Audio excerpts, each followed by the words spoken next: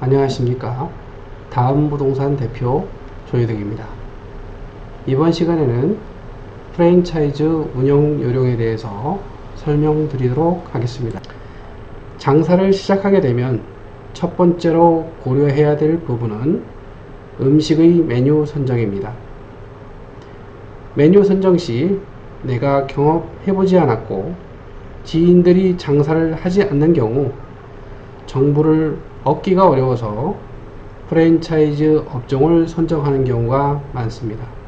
프랜차이즈 선정 시 어떤 메뉴를 할 것이냐, 고깃집, 순댓국집, 해장국, 해물집, 편의점 등 여러가지 업종을 고려해서 결정해야 합니다. 프랜차이즈 업종을 선정할 경우 예상되는 문제점과 해결 방법 등에 대해서 말씀드리겠습니다.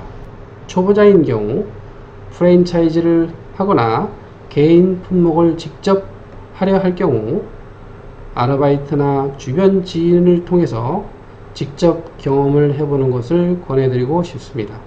왜냐하면 식당은 여러분들도 많이 드시러 가봤겠지만 장사가 쉽게 생각되지만 실제로 해보면 많은 부분에 대해서 어려움이 닥치게 됩니다.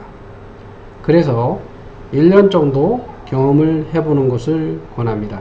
경험한 후 메뉴 선정 및 프랜차이즈 업체를 선택하여 장사를 시작하면 여러분들의 장사의 성공에 도움이 될 것입니다.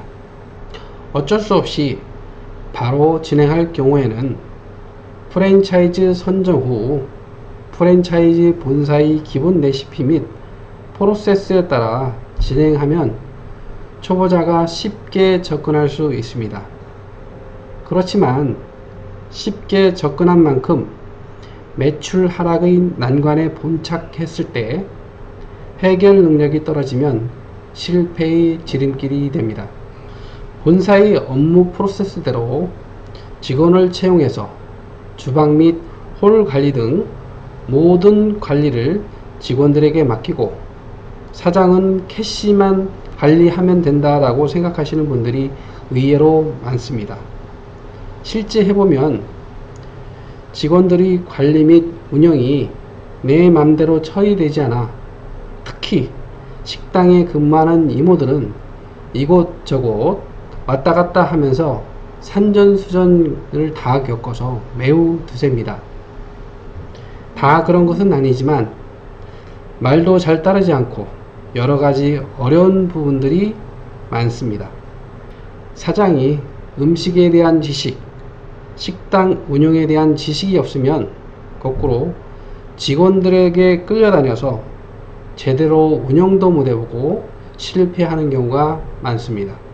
프랜차이즈 사업이 장기간 지속된다라고 생각하는데 많은 사례를 살펴봐도 6개월에서 1년 정도 운행하다 보면 유행 및 흥미가 떨어져서 그 이후 변화를 주지 못하면 실패하게 되고 가게를 정리하고 큰 손실을 보게 됩니다. 그래서 실패하지 않으려면 음식에 대한 관심을 가지고 프랜차이즈 본사에서 교육시킨 레시피를 파악해서 본인 나름대로 자기 것으로 만드는 것이 매우 중요합니다. 지인이나 벤치마킹을 통해서 추후 신메뉴 음식을 개발해 놓으면 매출이 감소할 때 신메뉴를 출시시키고 이벤트 홍보를 통해서 매출 감소를 줄이고 장사를 유지시킬 수 있습니다. 신메뉴가 반응이 좋으면 추후 상호 및 인테리어를 변경하여 개인의 본사 안테나 매장으로 활용할 수 있습니다. 안테나 매장이란 가맹점 확보를 위한 홍보 매장을 말합니다. 좀 더 음식 개발에 대한 욕심이 있으면 한호전이나 요리 학원 등 음식 전문 과정을 통해서 부족한 부분을 교육을 통해서 보완해도 좋은 효과를 볼 수 있습니다. 장사의 기본은 음식 메뉴를 개발하고 맛을 유지시키고 이것을 바탕으로 직원 관리나 서비스 개선, 홍보 등을 통해서 성공한 가게를 만들고 유지시킬 수 있습니다. 이상 프랜차이즈점 진행 시 문제점 및 대안에 대해 설명드렸습니다.